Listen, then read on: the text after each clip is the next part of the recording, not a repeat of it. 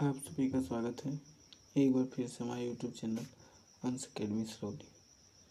इससे पहले हम लोगों ने दीपदान एकांकी का सारांश देख चुका है। आज हम देखने वाले हैं कि लक्ष्मी के स्वागत एकांकी का सारांश। यह उपेंद्रनाथ अश्क द्वारा रचित एक महत्वपूर्ण एकांकी है जो हमारे पाठ्यक्रम कक्षा 9 में लगा हुआ है। हम देखते हैं कि जो इनका जीवन परिचय जो है उपेंद्रनाथ अश्क जी का, वह 14 दिसंबर 1910 ईस्वी को हुआ था, जो कि पंजाब के जालंधर में हुआ था।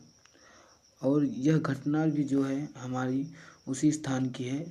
जिला जालंधर इलाके की मध्य श्रेणी की एक मकान का दलान है और उस समय 9-10 बजे सुबह का है।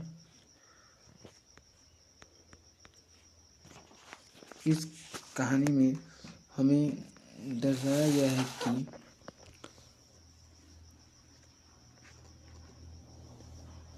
कि जो इसके जो रोशन है, जो हमारे कहानी का मुख्य पात्र है, इसके माता पिता दहेज के लोभ में आकर रोशन का पुनः विवाह कराना चाहते हैं, जिसकी पत्नी जो आप देख पा रहे हैं, जिसकी पत्नी का नाम क्या था, सरला, जिसे मरे अभी 4 दिन ही हुए थे, जिसे मरे आज 4 दिन हुए थे, तब भी उसका क्या करा रहे थे, पुनर्विवाह कराना चाहते थे। और रोशन का जो एक बेटा है जो डिप्थीरिया नामक रोग से पीड़ित है।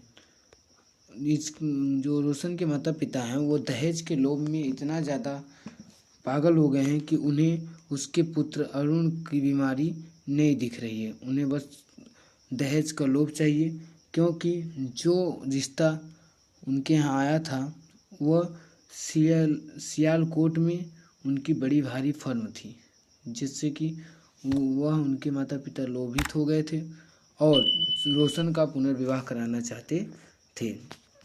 तभी क्या हुआ, रोशन की दशा बिगड़ती जा रही थी। तभी जो रोशन है वो अपने छोटे भाई भासी से कहा कि भासी जाओ देखो डॉक्टर को बुला के लाओ, क्योंकि अरुण की जो दशा है वह बिगड़ती जा रही है। तभी भासी डॉक्टर को बुलाने जाता है। बाहर मूसलाधार बारिश हो रही थी। अब भासी इस मूसलाधार बारिश में कैसे जाए, फिर भी वो कैसे भी करके डॉक्टर के पास गया और वह दरवाज़ा खटखटाया। पहली बार उसने दरवाज़ा खटखटाया तो भासी और डॉक्टर कमरे में आए। और इसके बाद जो रोशन को देखने आए थे, यानी जो रोशन का जिससे पुनर्विवाह कराना था, वो उसके बाद वो दरवाज़ा दोबारा खटखटाया गया तो वो सब आए थे। तो भासी ने उन्हें नीचे बैठा दिया और पिताजी को वहाँ बैठा दिया और माता को कहा कि कोई मेहमान आया है जो आपसे मिलने आया है। तो उसकी माता ने कहा अवश्य ही वे लोग होंगे जिससे हम रोशन का पुनर्विवाह कराना चाहते हैं, उन्हें कह दो इंतज़ार करें हमारे। तभी जो डॉक्टर साहब हैं और सुरेंद्र और भासी, ये तीनों मिलके जो हैं डॉक्टर साहब के पास थे। तो डॉक्टर साहब बताते हैं कि तुम्हारे पुत्र अरुण की दशा बहुत ख़राब है, क्योंकि इसे डिफीरिया नामक रोग है। क्योंकि डिफीरिया नामक रोग क्या होता है, एक गले की बीमारी है जिसके होने के उपरांत लोगों का बच पाना बहुत ही मुश्किल हो जाता है। इसकी दशा बहुत ख़राब है। अब भगवान चाहेगा तभी कुछ होगा। मैं इसे एक इंजेक्शन दे देता हूँ और इसे तुम्हें हर 15 मिनट पे 2-4 बूंदें पिलानी पड़ेगी और इसको 1 घंटे बाद फिर डॉक्टर को दिखाना पड़ेगा। इतना कह के डॉक्टर वहाँ से चला जाता है। तभी रोशन कहता है कि अपने मित्र सुरेंद्र से कहता है कि हे मित्र, क्या लगता है हमें रोशन भी धोखा दे जाएगा, मेरा दिल बहुत डर रहा है। सुरेंद्र कहा कहीं जैसे उसके मन को भयभीत कर दे, यानी वो मेरे मन को भयभीत कर रहा है कि कहीं यह अपनी माँ की तरह भी हमें छोड़कर ना चला जाए। इस पर जो है सुरेंद्र हौसला देते हुए कहता है कि धैर्य रखो मित्र, सब ठीक हो जाएगा। तभी जो रोशन की माँ होती है, जो रोशन के माता पिता हैं, रोशन की माँ सुरेंद्र को बुलाती है और कहती है कि ये सुरेंद्र, तुम ही रोशन को पुनर्विवाह के लिए कहो।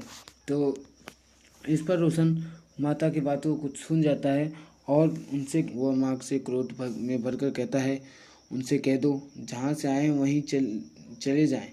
मैं नहीं जानता मैं पागल हूँ या आप। शादी क्या, शादी ही दुनिया में सब कुछ है। घर में बच्चा मर रहा है, तुम्हें शादी की पड़ी है।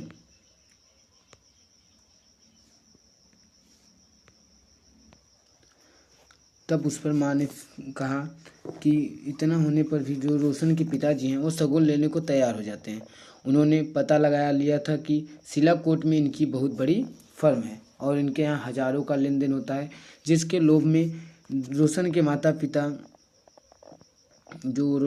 पिता थे उससे जो विवाह कराना चाहते थे, यानी रोशन के माता पिता थे, ये जान गए थे कि उनका बहुत बड़ा फर्म है और उन्हें अंत में रोशन के पिता शगुन लेकर माँ को बधाई लेने आते हैं।